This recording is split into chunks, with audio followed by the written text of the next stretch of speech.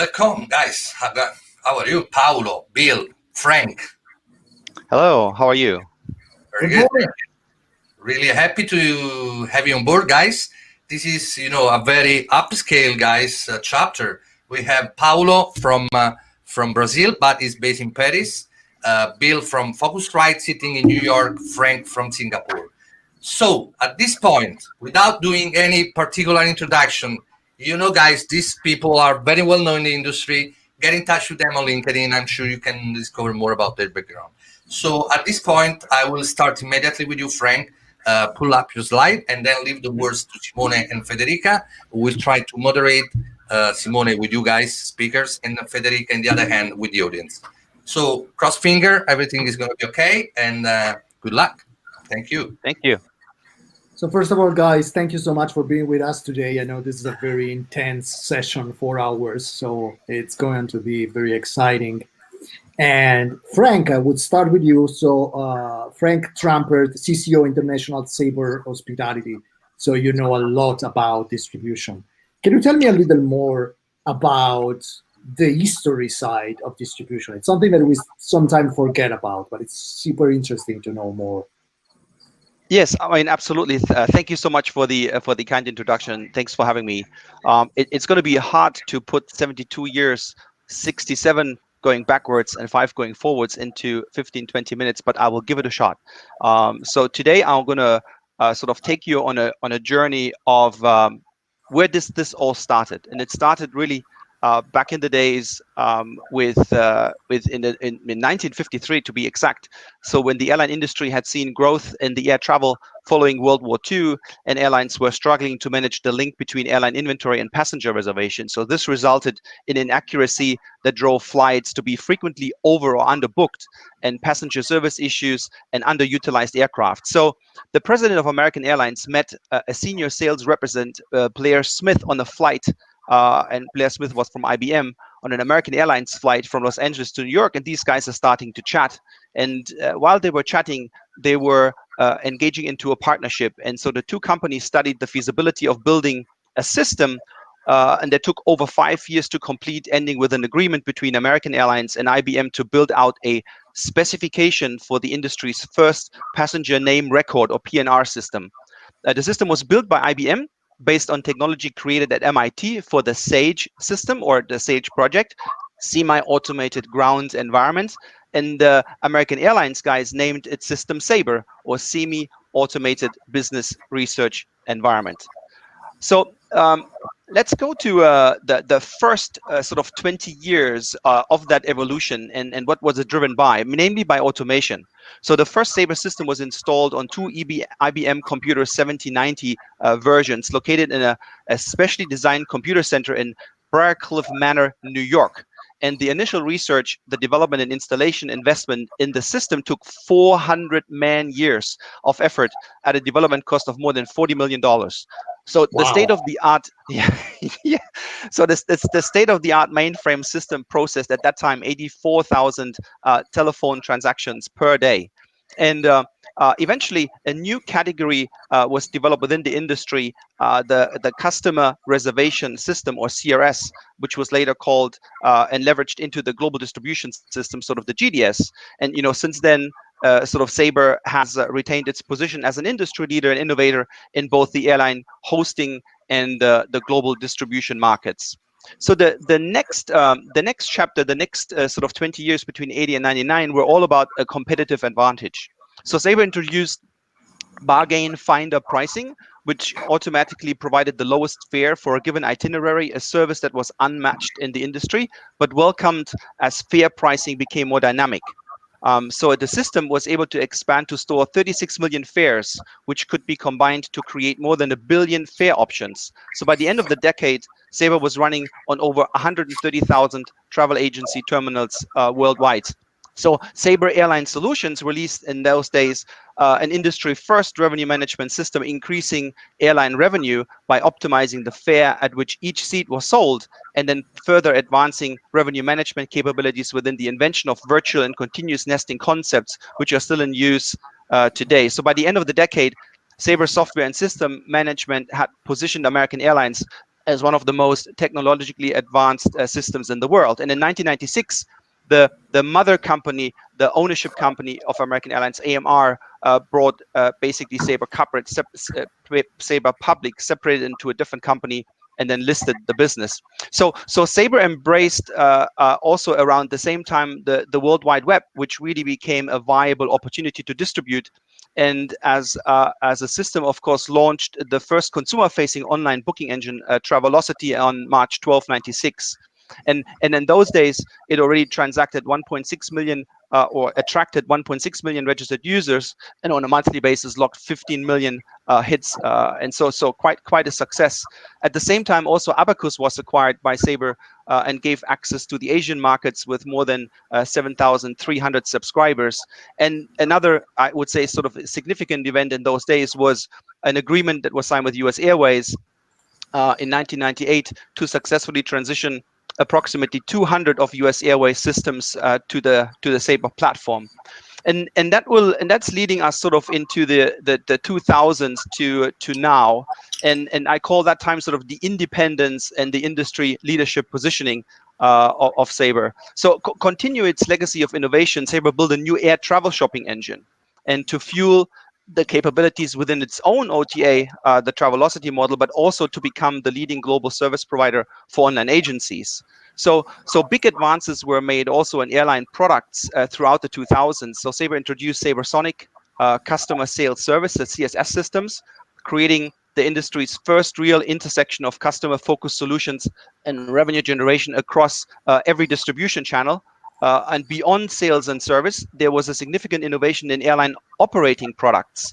In strategic partnerships with Delta Airlines and Lufthansa, Sabre Airline built the best network planning suite in the industry, with over 110 airlines utilizing the product still today.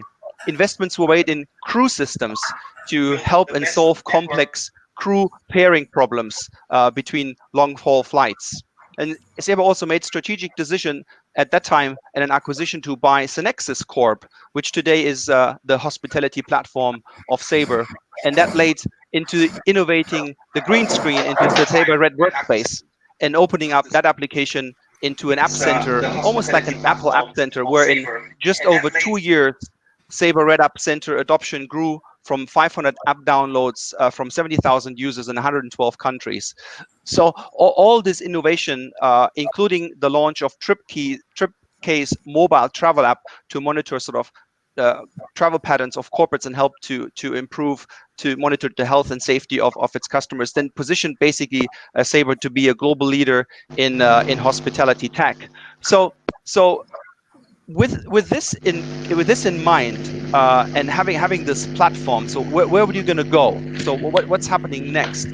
So in this ever-changing business environment, we believe that in the next 5 years, Sabre will lead the innovation in a new market for personalized journeys and travel, connecting so to speak these experience and marketplaces, and with that have the opportunity to significantly improve the value proposition of this marketplace. So the Sabre transformation per se is really driven in multiple ways. One is that, of course, the transformation often is also interfered with industry event, with business event, with world events, such as COVID-19, which has significantly disrupted our business globally. So, however, despite this interruption, we are excited about what the business can do and what the industry will do and achieve in the next 5 to 10 years. And we're putting the building blocks together today, and we're putting them in place to fulfill that vision. And we're approaching it with a high level of rigor. So by merging, for example, our airline and agency business into one business, I think we have made a huge step forward to accomplish that mission. So in creating this bold vision for a personalized market space in about 2 years, what are sort of the 2 key elements for that vision? And the first of that is it involves the expansion of the market by going beyond the mere transaction of air and lodging bookings. So we are setting our sights on bringing multiple components of a trip together, which includes but is not limited to scaling the next distribution capability program by IATA. And I'll talk a little bit more about what that means. And the second component of it is, and it speaks to leading the industry into the next era of intelligent retailing, enabling agencies and suppliers and customers to deliver truly personalized experiences. So when we achieve this vision, we estimate it will really dwarf the revenue capabilities that we have today, because the multiplier is 10 times bigger. Wow, So that is amazing. Is a big marketplace. Yeah. So today the marketplace is about 1.7 trillion, and it consists primarily only of air travel and accommodation. So think about if you were to open this marketplace up, and you were to think about the capabilities in which Sabre is already connected across these elements. So, and the future is really about creating an even deeper integration between those, where we have today solutions across them, but and those solutions today generate a value of about $260 billion. So not a bad starting point. But what can we potentially do to go even maybe beyond such a revenue potential or revenue opportunity?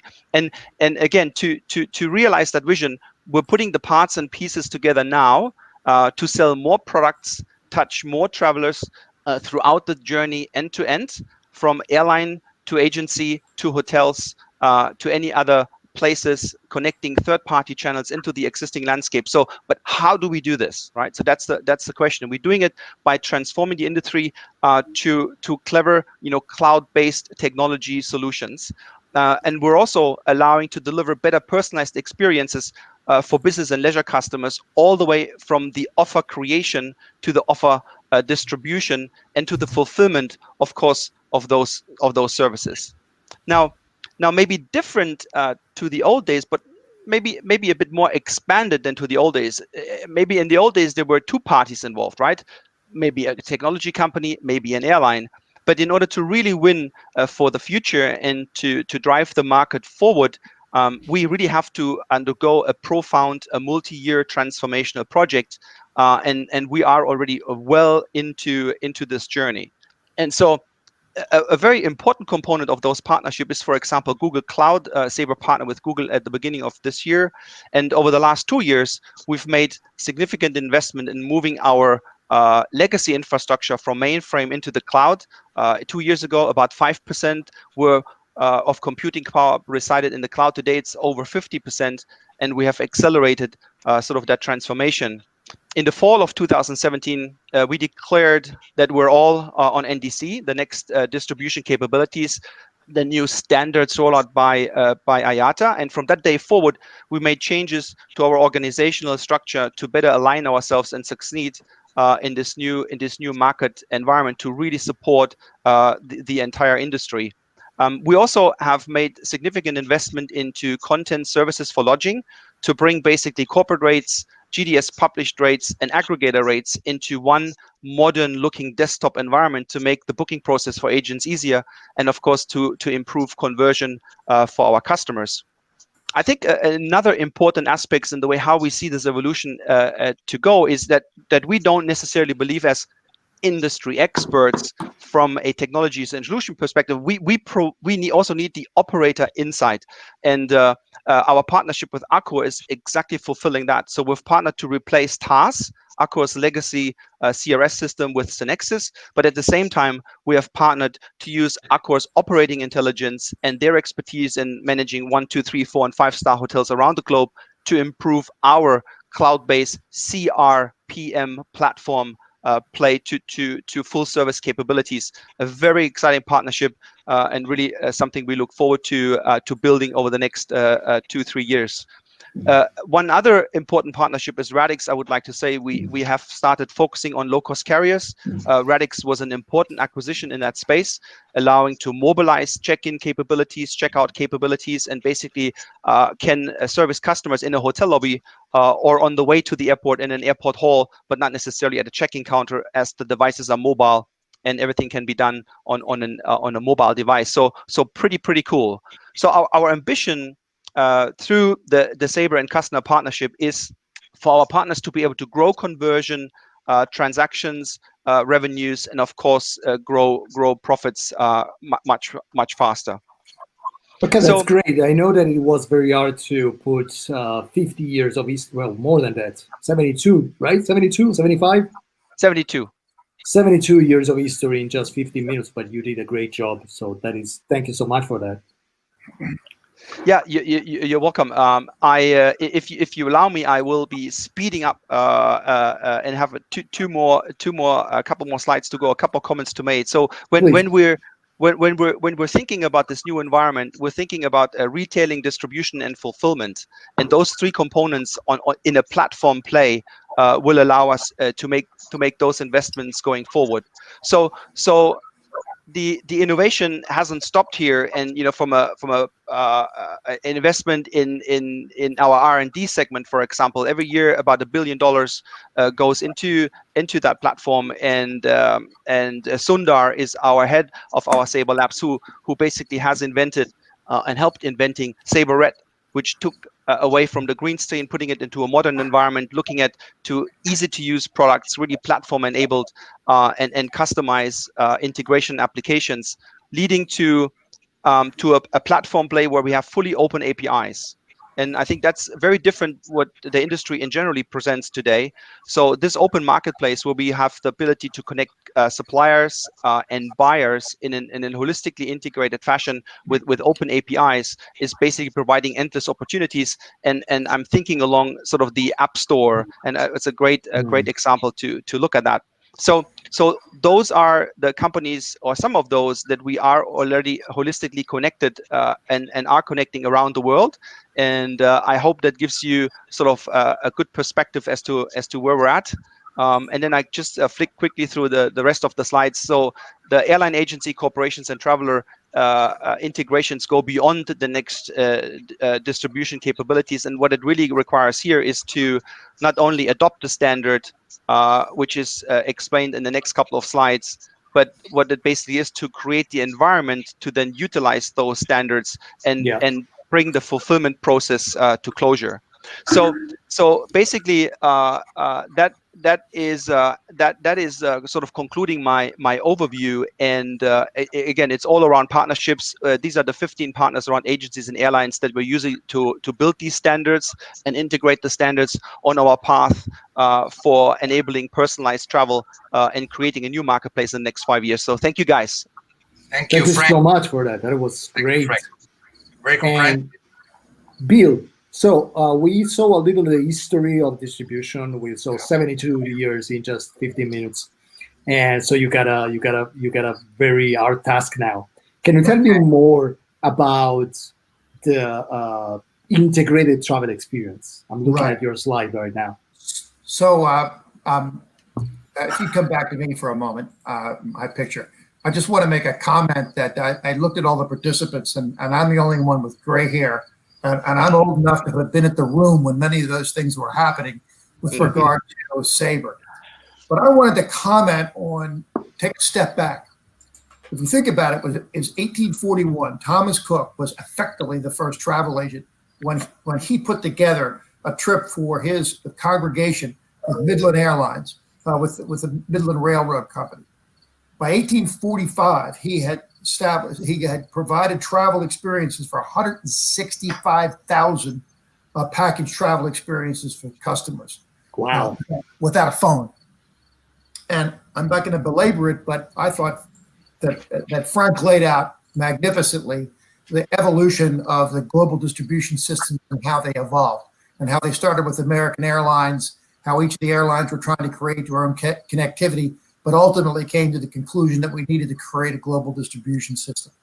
All that then occurred, and over time, it was in the 1980s. Then Expedia began and came onto the marketplace with Microsoft, and I was in the room when some of that was exactly happening.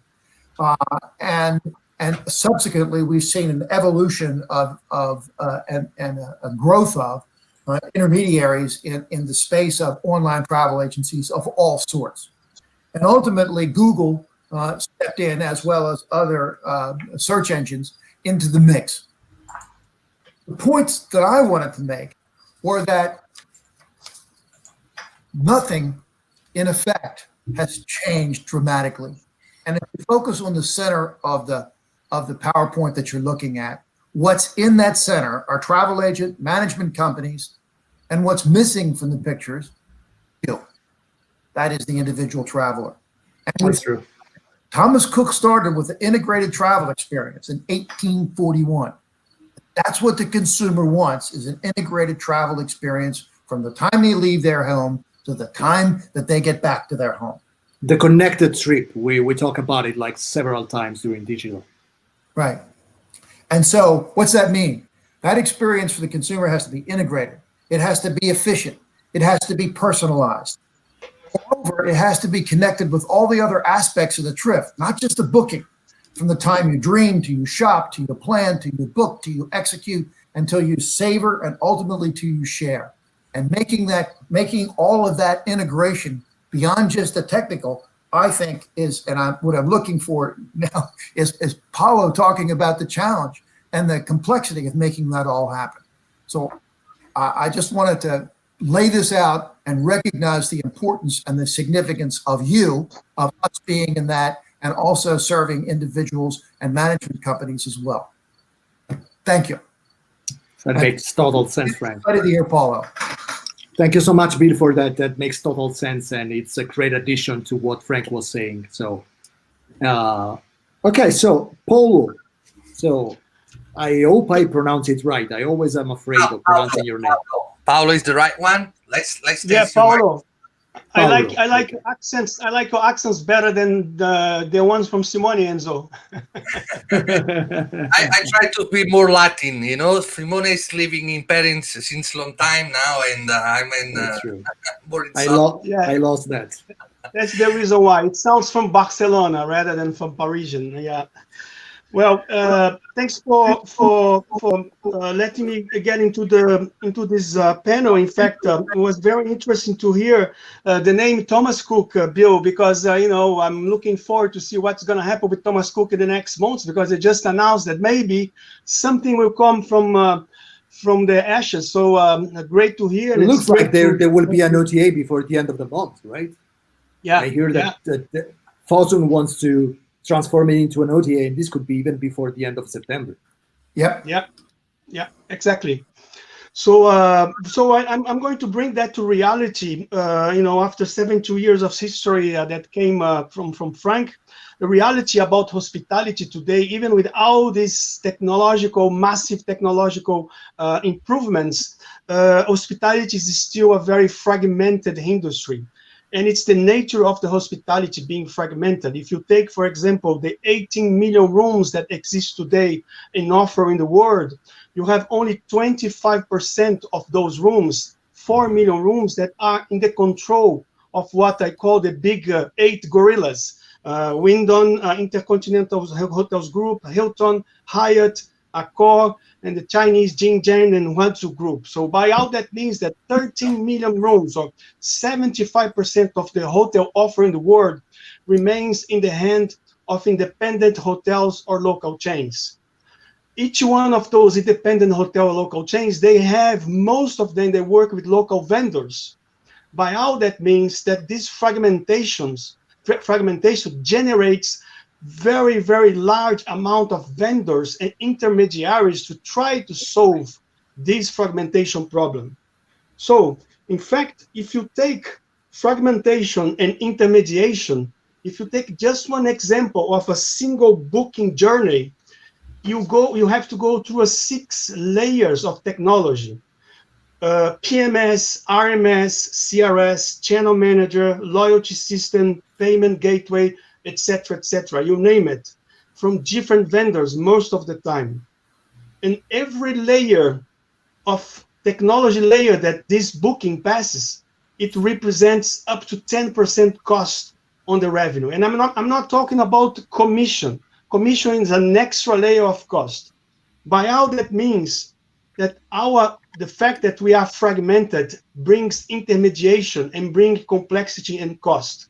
So just to resume and start the debate, I would say that today, after these 27 years of history, hospitality faces 3 main challenges. The first one is the challenge of the massive intermediation.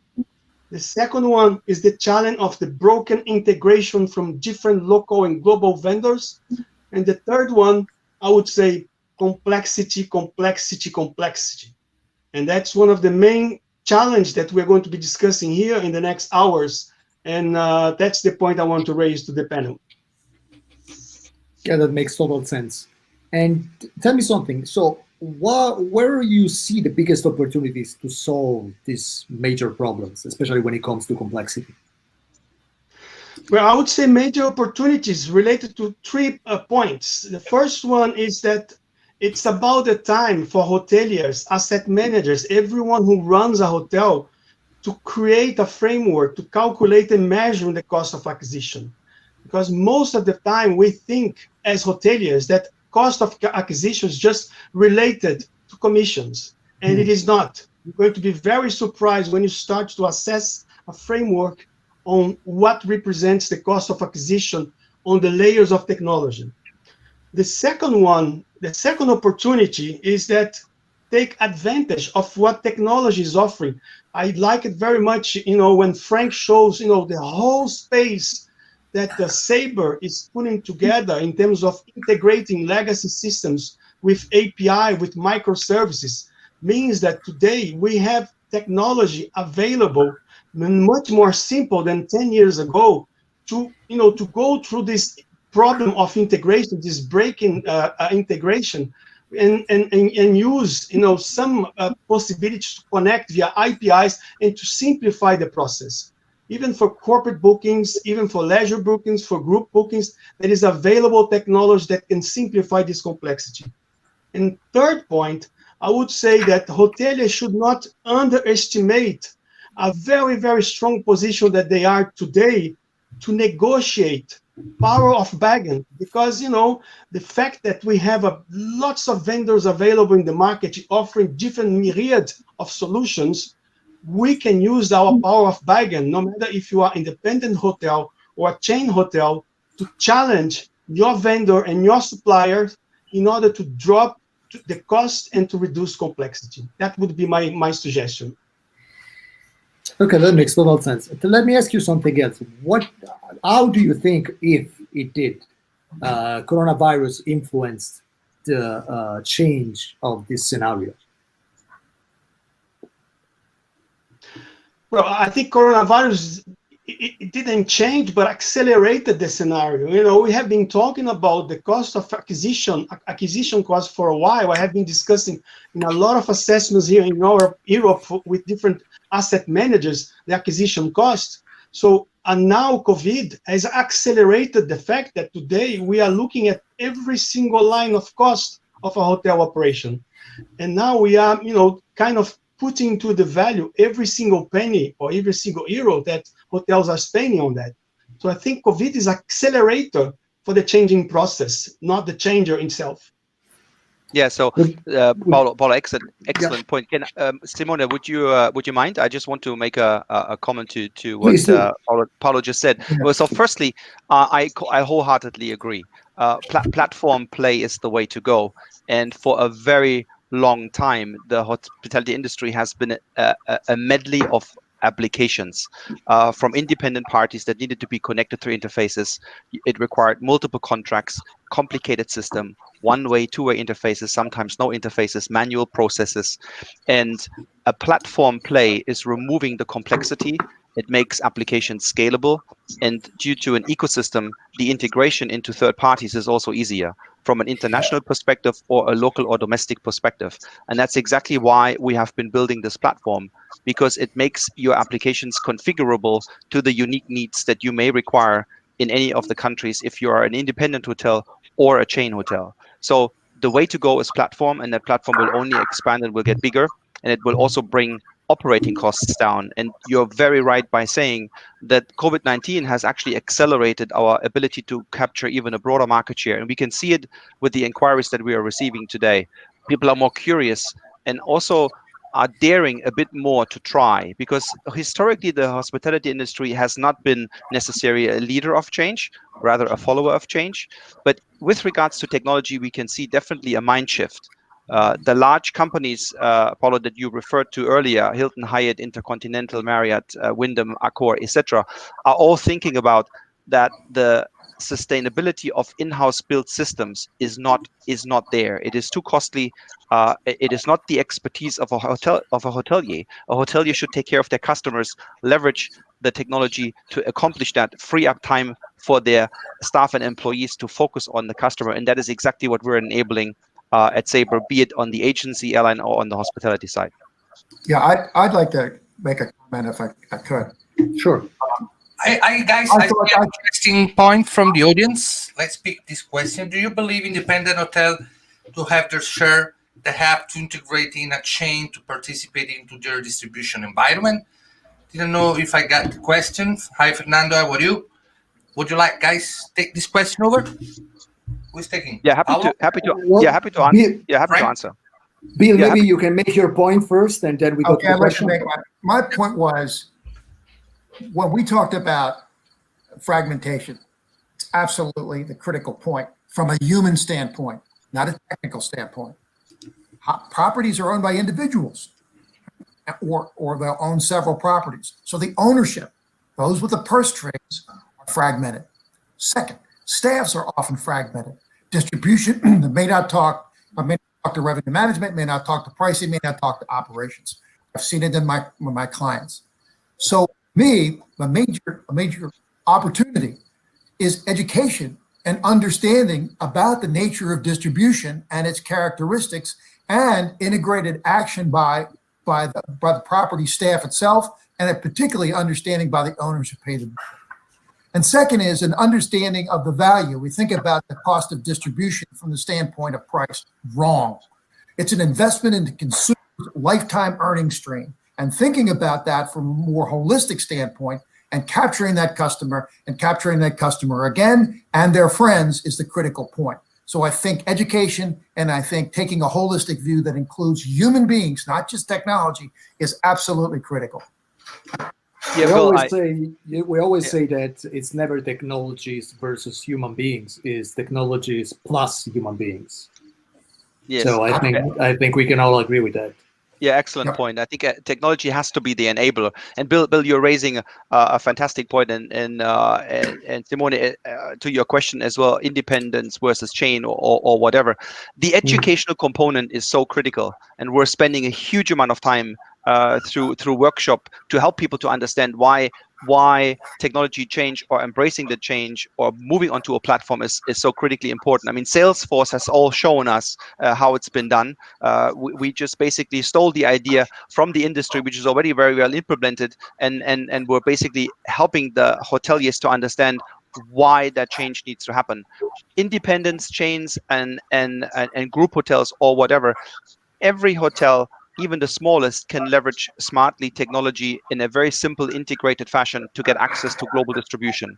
Customers today make decisions on the fly by having your hotel plugged in and being on the shelf. You already then compete with any other hotel in a city, in a resort destination or whatever. That capability was never there before, but it is there before.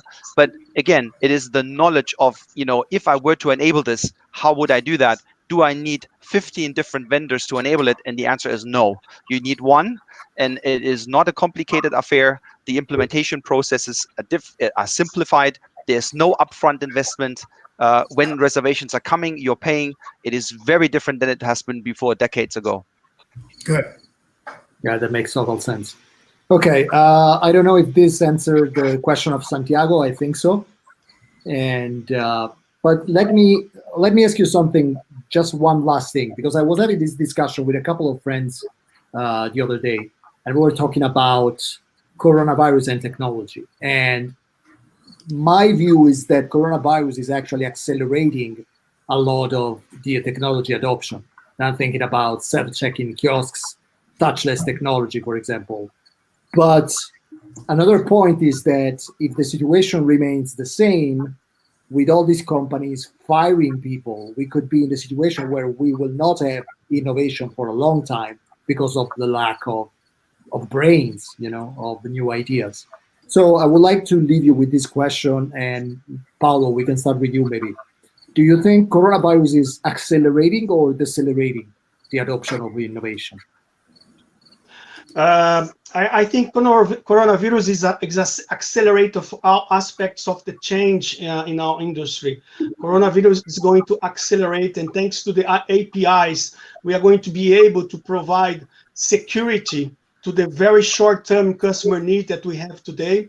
But in the long term, we are going also to be able to integrate all these broken connectivities that we have, also to provide a good guest experience, because the same fact that also difficult us to have a very clear and smooth distribution process. Also in the customer experience, we also have broken integration. We have difficulties to, to have a guest historic. We have difficult to anticipate, his needs in terms of hygienization, in terms of service. So I think coronavirus is going to be a factor that will accelerate the technology application, not only for distribution, but also for the customer experience. Lots of things are happening in terms of F&B. Lots of things are happening in terms of queue process, to allow, the guest to be at that exactly place, the time he's supposed to be for the resort, for the corporate hotel. So I think COVID is going to enable this acceleration that's going to change completely the way we serve guests in a very lato sensus in the near future. I do agree. Bill? Yes, I think it will accelerate. It will user side, because a user becomes more comfortable with technology, with mobile devices, with executing actions online, and not necessarily through the supplier or the intermediary or anybody else, doing on their own. Second, on the ownership side, because of the cost considerations, there is a cost opportunity, reducing the cost of distribution, and that makes sense. So that makes sense, and I love Paulo's point, which I thought was right on, which now you have the capability to accompany with a mobile device all the way through the experience for the consumer. So to me, it's accelerating this opportunity, and COVID has created the opportunity to provide security for that individual while they're traveling, or if it's in a group, within the group itself. It's exciting. That makes total sense. That makes total sense. Frank. Yes. Yeah, so thank you, both Paulo and Bill. Excellent points, in particular around the ability what the consumer wants to have, and that is a holistic experience, end to end, being ideally integrated, having easy opportunities to choose, making decisions on the fly, and from that perspective, a high level of personalization is truly the way to go. I want to say that I'm not so fussed about COVID. I'm saying that any disruption to the travel industry or to any business creates at the same time a massive opportunity for us to rethink in the way how we do business.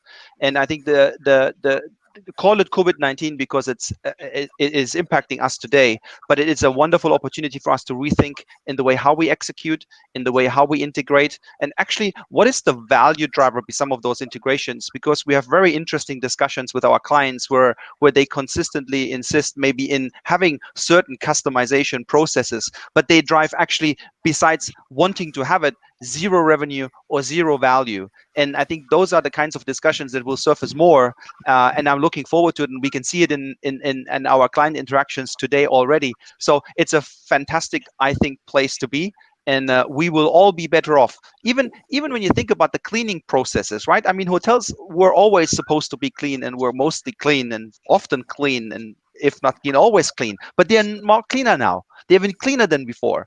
And the customer now wants to have proof that those hotels are clean. Right? I always say that before coronavirus, we wanted housekeeper to be invisible. Now we want them to be super visible. Yeah, exactly. So everybody at the end of the day will benefit, right? I mean, from the processes that are being introduced, from the experience that the customer will have. So it is a painful time to go through, but it will have a very good outcome for the industry. And I would like just to add the component of technology, Simone, saying that with COVID, after COVID, the APIs will become the new user experience to provide value in the guest stay. I like this one. Yeah. I like the angle. Okay, yes. Federica, you can post it. The API will be the new UX. I really like this one. Thank you. Okay, I'm not sure if we can top that. I think that was very good. So, guys, thank you so much for being with us. Thank you, Paulo. Thank you, Frank. Thank you, Bill. Amazing insights. I know it was very hard to do it in just 15 minutes each, but you did it. So, great job. Thank you so much for keeping this straight. Thank you so much, guys. And, Thank you. You're Thank you always for having welcome to come back whenever you want. Definitely. Thank you so much. guys, Thank you. let me tell you something, and this is generally for all the chapter coming later. It was very positive, the feedback I received from many hoteliers about this event. And of course, each chapter may last a little bit longer because there's so much to discuss about those topics that 45 minutes are not enough, we know. Yeah. So promise that I will get in touch with you guys soon because we may plan some other live streaming, but the chapter will be, the only one, and then we move to the next live streaming in another week. So in this way, we have more, time to discuss and get more, drill down to the topics and share more knowledge with hoteliers that today more than ever need help and our expertise. Thank you again. Thank you, Paulo. Thank you, Frank. Thank you, Bill. Thank you. Remember that the show must go on on Funnel TV. Absolutely. Thank you for having me as your guest. Thank you so much. And my dear fellow panelists, thank you, Paulo. Thank you, Bill. Thank you, Thank you, guys. Bye-bye. Bye. Thank Bye. you, Simone.